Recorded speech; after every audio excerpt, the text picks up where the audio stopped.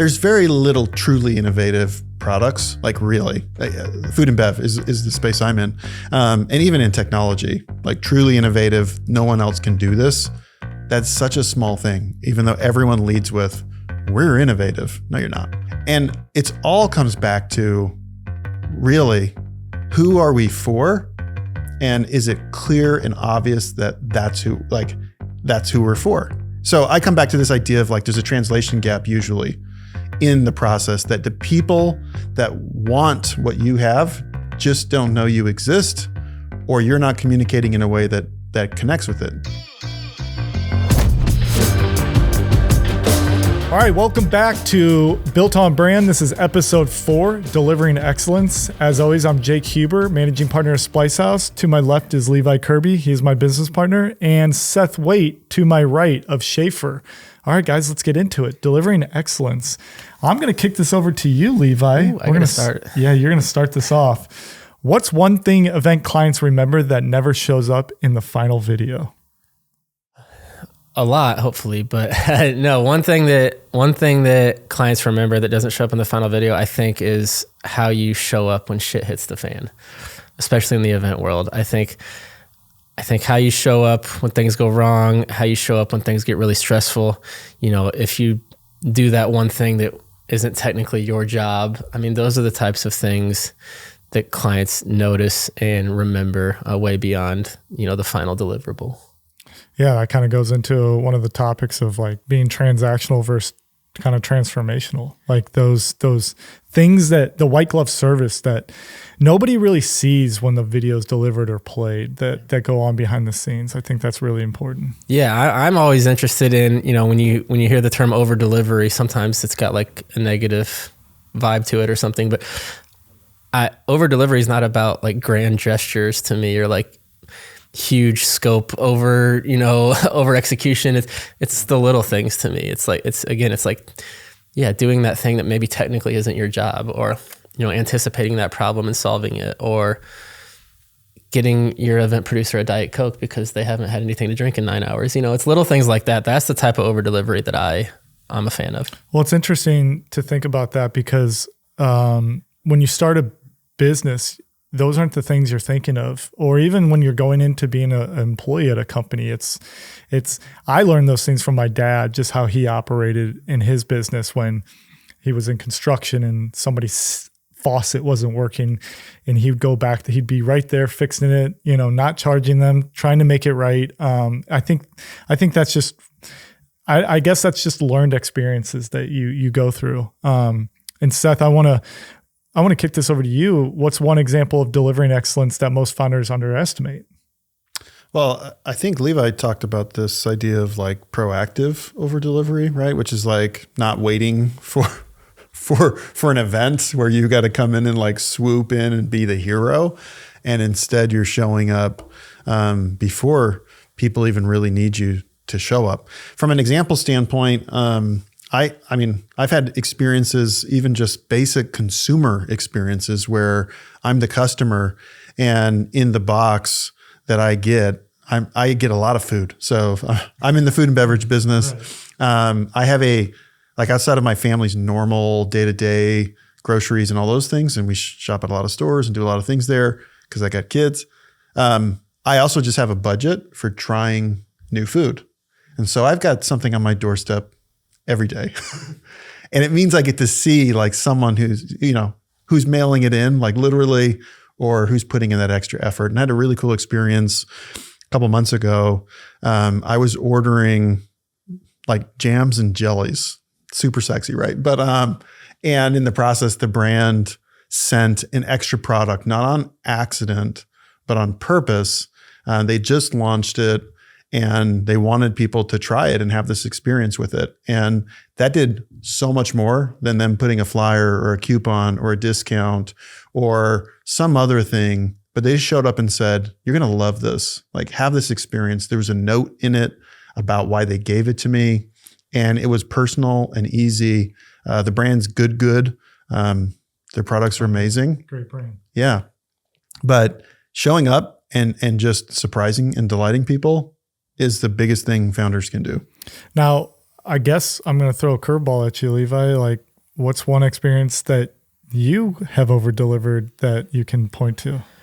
Oh, I mean, again, I just love the little things. Like, I mean, I think as simple as like, last time we were in Orlando at an event, I searched high and low for this bottle of champagne that I knew the client liked, and, got a bottle of champagne and wrote a handwritten thank you note and left it, for at the event wrap. I think little thing, I just love little things. Like Seth just said, it's surprising and delighting. I mean, that's 10 years from now, I don't think the client's going to be like, oh, you remember that dope sizzle recap you created? But they're probably going to remember that bottle of champagne, and it's just little things like that. And not even just for your clients, for your crew too. And like doing little, I like to buy treats that I know my crew likes when they're going to be putting in a 14-hour event day, like it's just, honestly, it's being a good human, in my opinion, and just, thinking about things to make other people's lives better and easier. Yeah. Yeah. Sorry.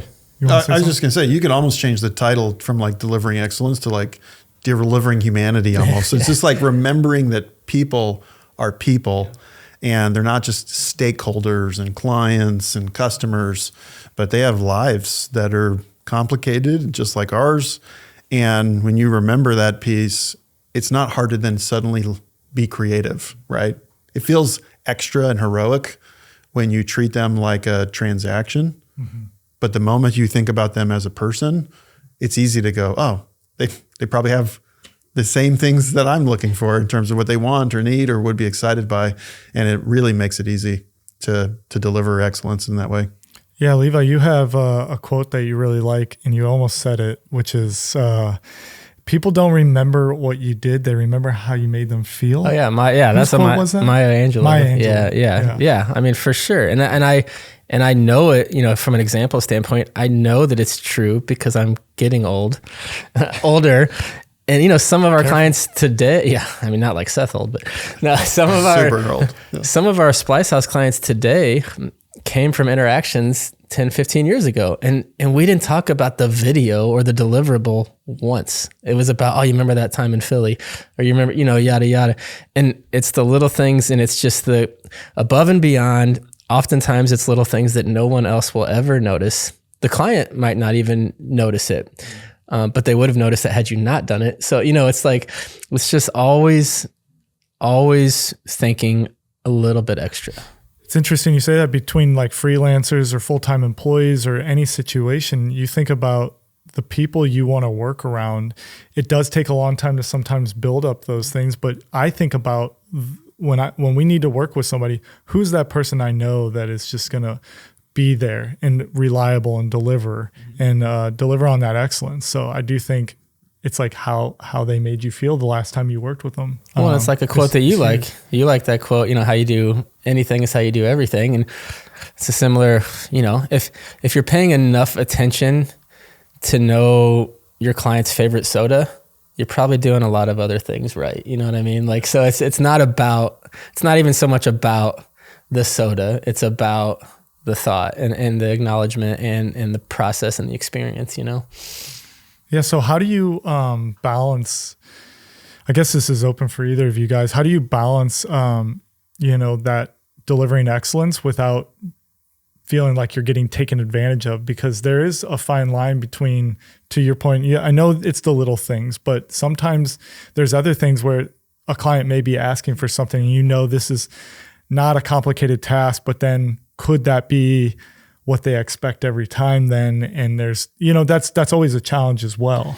Yeah. And I'm actually really curious Seth's input on this, because it is always a challenge for me personally. It is always like, I always want to over deliver, and I never want to have to go, back to the client for more money. I always just want to be like, yeah, sure. We got you. We say it, that's our tagline. Like, we got you. But to Jake's point, there is a point where it becomes, you're getting a little bit taken advantage of, and you also don't want to train, bad habits. So like, I am curious your thoughts on this, Seth. Yeah, I think the way I always kind of look at it is being a really good partner in the process, and delivering excellence also requires delivering real feedback. So how you communicate is as important about showing up and delivering as the actual execution. So I think there's a lot that can be done on the communication side. So it's telling them, hey, this is normally out of scope. And because of the nature of this, opportunity, whatever, we're going to do it for you this time. But it's, typically not there. Like I try to have those kind of conversations as part of the process. And I think that helps as you're doing that. I had an experience though too, where you're trying to also figure out, am I being overly transactional, right? Like, is this an opportunity? So we had a customer, we weren't doing very much work with them. But as part of this process, they reached out. It was like 2 p.m. and they basically were saying, hey, this consultant that we had hired and we're paying a lot of money to, he just told us that tomorrow at an 8 a.m. board meeting, he's not going to show up and present this project that is the agenda for the board meeting. Like it's the entire topic. And at first, my first response was like, okay, cool. Why are you calling us? You obviously went with this other person, all of these things. We don't even have context. And they didn't know why they were calling us. They really didn't expect us to be able to solve the problem because we just started asking questions and having good communication. And in the process, we realized, oh, we can help them. Like we can solve this because the consultant also didn't do what he said he was going to do as well. So I'd say that's another key point is like always do what you say you're going to do. But literally I got in the car. We had to drive for 6 hours to get to the location so that I could be there at an 8 a.m. meeting. And me and another guy on my team, John, we just literally got on the phone. And for this 6-hour drive, we talked through the entire project and the presentation and built the thing that had to be presented the next morning. And I'm pretty sure, it was one of those 2, 3 a.m. kind of like all night deals. But I think the key was just we were open to solving problems. And the cool part was we weren't doing it to try to do a biz dev, endeavor. This wasn't some scheme or whatever. We were just really trying to help this person who was concerned about their job, honestly. And coming out of that relationship, though, we did about $6 or $7 million over the next 3 years with that client, completely unexpected. And it just came down to trying to be a good person and use the skills that you have to help other people. Do the right thing. Do the right thing. And he took that challenge and made it an opportunity, right? Yeah. That's why I almost flip my mindset to where I enjoy challenges because I see them as opportunities to prove myself, Actually, Levi, this week we just met with a company that does social media and we were talking to a nonprofit that did not have any clue what they were looking for, coming to us kind of trying to figure out what things cost. And as we kind of priced out with budget in mind, we felt without even knowing their budget, because they don't have one, that it was way too expensive for a nonprofit based off the value. Yeah. So instead of submitting that estimate, we went to them and said, we don't think this is the best value for you, and we don't want to just take your money to do that. And we sent them to this more social first company. And I thought that was, I don't think I always thought like that in year 1 and 2. It's business. You're trying to win business. And that's definitely not, that goes against what sales would tell you, but I'm trying to do the right thing. Whether that comes back with that, any good karma, I believe that was the right thing to do. I think we both believe that was the right thing to do. And that was, I would say, delivering excellence when they're not even a client of ours. So that was just doing the right thing, being a human. Yeah, 100%. You guys ready to move on to the hot take lightning round presented by Schaefer? Schaefer and SPLYCEHOUSE. One day we'll get a sponsor. Okay, Seth, we'll start with you. Okay. Are great CPG brands, consumer product good brands, built on products or marketing? It depends on what you mean by built, but what I'll say is they succeed based on marketing. And you could pick a lot of fights with that, but I think at the end of the day, if you don't have a great marketing, you're not going to make it. And yeah. Well, that is absolutely true in the case of Liquid Death, who's selling water in the most competitive space, food and beverage. Yeah. Do you have any comments on that? Because I love what they've done. They've pissed a lot of people off and they made a lot of people happy, but the people they're making happy are in their market. And so there's very little truly innovative products, like really. Food and bev is the space I'm in. And even in technology, like truly innovative, no one else can do this. That's such a small thing, even though everyone leads with, we're innovative. No, you're not.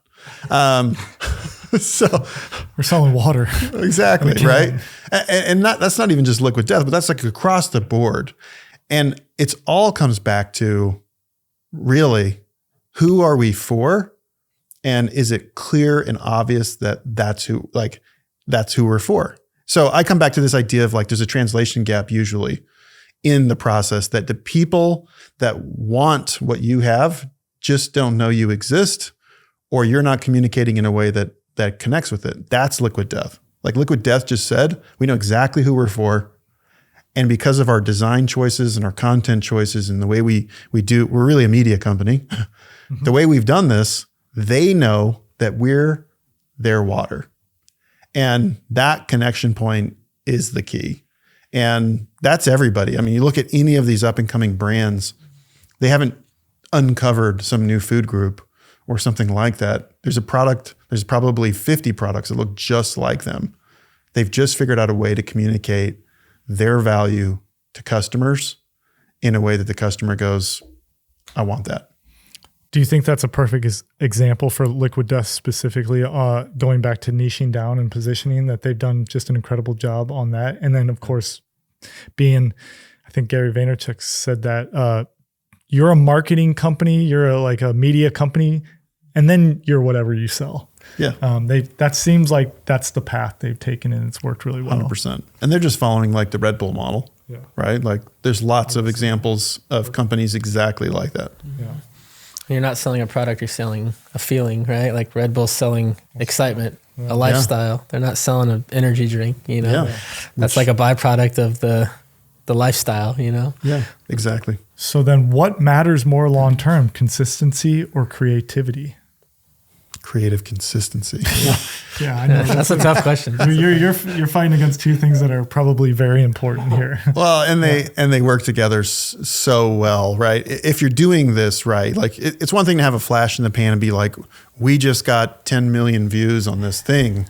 That can be great in the moment, but to build a brand, I'd say consistency if I've got to nail it down, because it goes back to the delivering excellence component. Anyone can wow you once, but can they just keep showing up and doing what's necessary, even when it gets hard, especially when it gets hard. And when brands are doing that, people recognize that. Yeah. I mean, if there's not a brand, you know, if there's not a brand voice and a brand personality and a brand consistency to fall back on, then one flashy moment is going to be one flashy moment, and that's it. You know? Yeah, totally. I think I agree. Consistency. I think you nailed it with, you can do one piece of creative that lands, and if all your other creative is not landing, then what? So what? That's consistency is what matters the most. And I think about it's how hard it is as brand scale to be consistent as well. So that's important. Yeah, because you're changing. If you're scaling by nature, you're changing. And if your headcount's increasing and your customers and all these things, you're like a brand new company every time you hit the next milestone. And being consistent means something different at every milestone. Yeah, consistent doesn't have to mean rigid, right? Right. You know, right. I think you can consistently evolve as well. Yes. All right. Like you have to choose one: product quality, marketing, or differentiation.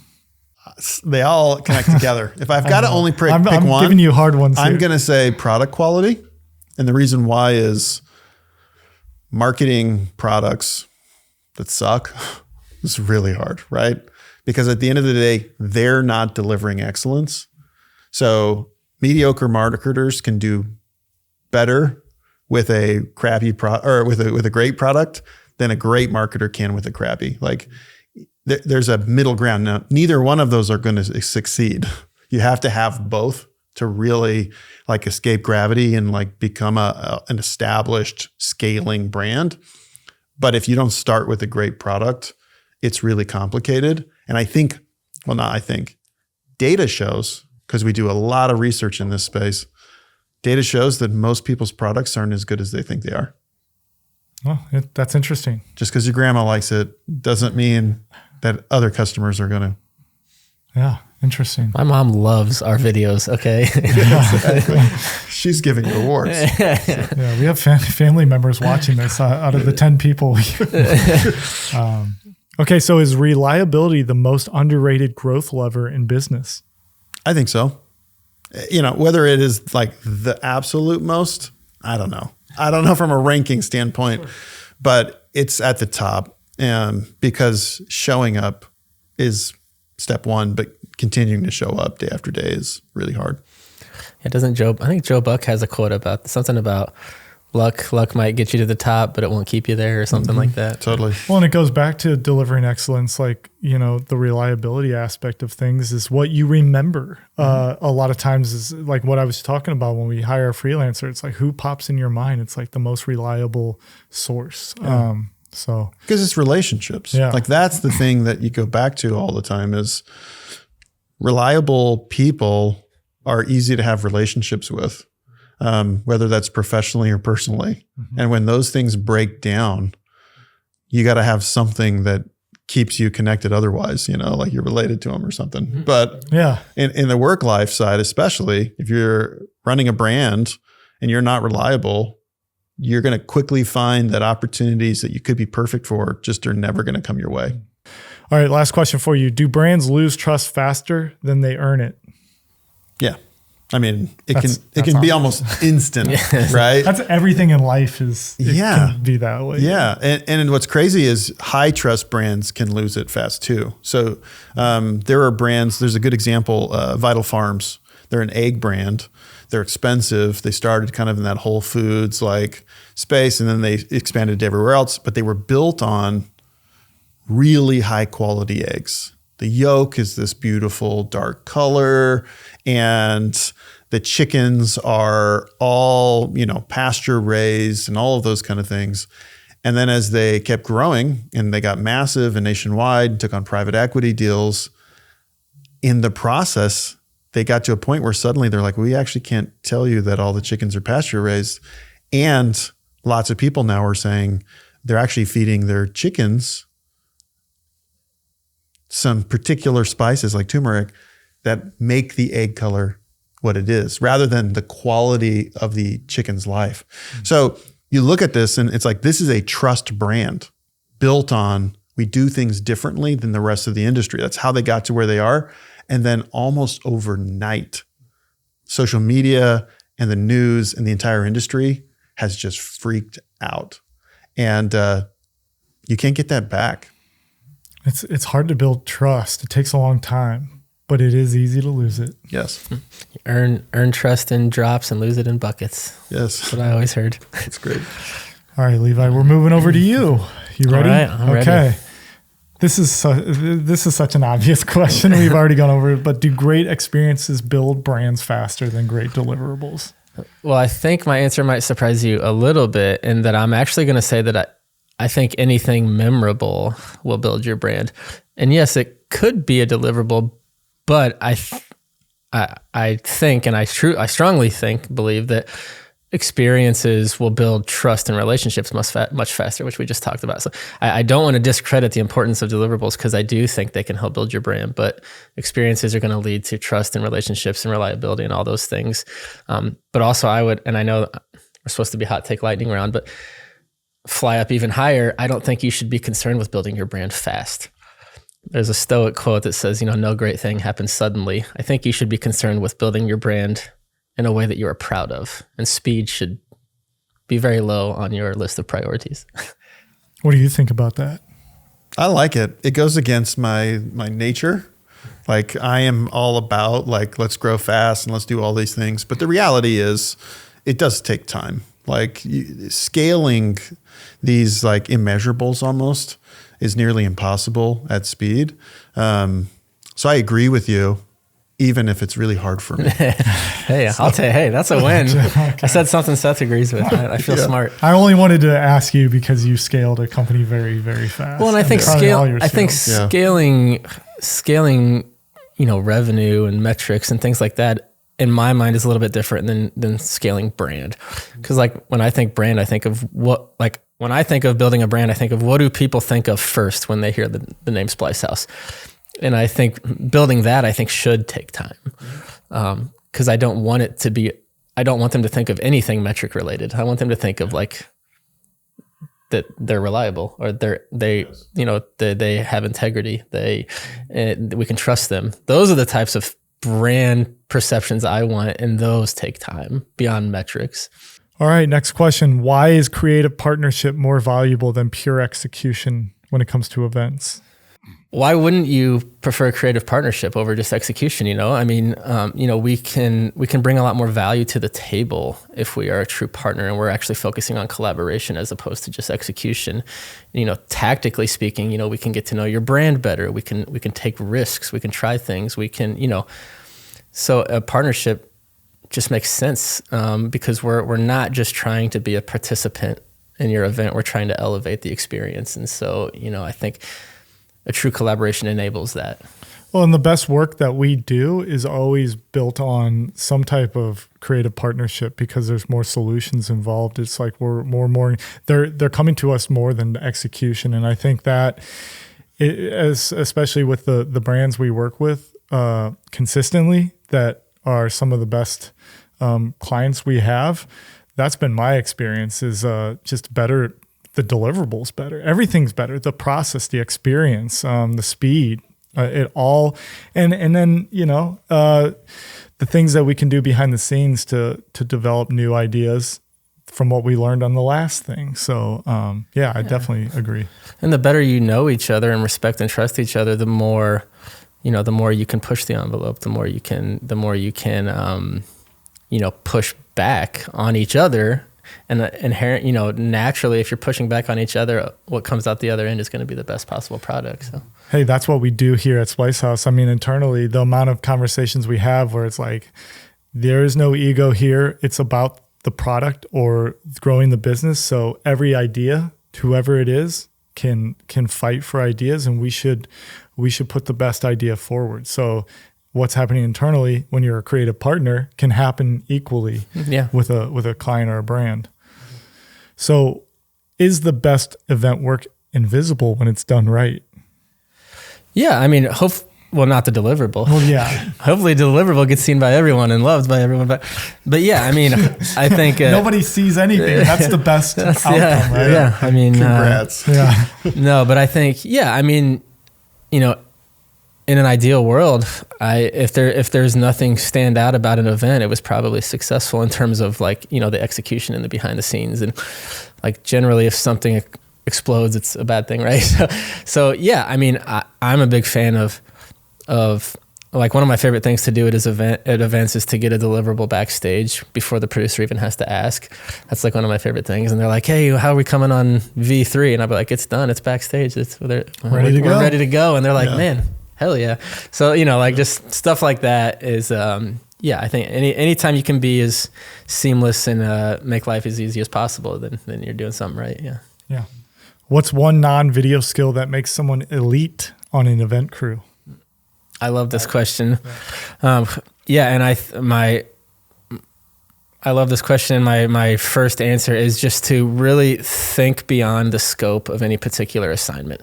That's how when I hear the word elite, I think like, okay, because I want you to be reliable and trustworthy, but I think elite is even a little bit more than that. And it's like, I always tell people with event capture, it's like, don't get stuck inside your camera. Don't get tunnel vision, because you could be so focused on what's happening right here that you're missing an amazing moment right here. Like, so don't get so locked in. Like, yes, you need to get a shot of that speaker, but there could be someone who hasn't seen each other since last year's event hugging right next to you, which is like a way better organic moment. So, just think outside the box, over deliver, adapt, and just think beyond a specific assignment. So what does delivering excellence look like when something goes wrong in real time? Staying calm is huge. I would say, yeah, when shit hits the fan, like I mentioned earlier, I think calm confidence is huge. And I think, I've also said it before, in those moments, you really just have to prioritize and adapt. And then I think high level delivering excellence, in my mind, is just absorbing that chaos so your client doesn't have to. That's how I see myself, as like a chaos sponge. So that way I'm kind of absorbing all the stress from the crew and the client and just sort of figuring it out. And it can be that simple, figuring it out. Yeah. Awesome.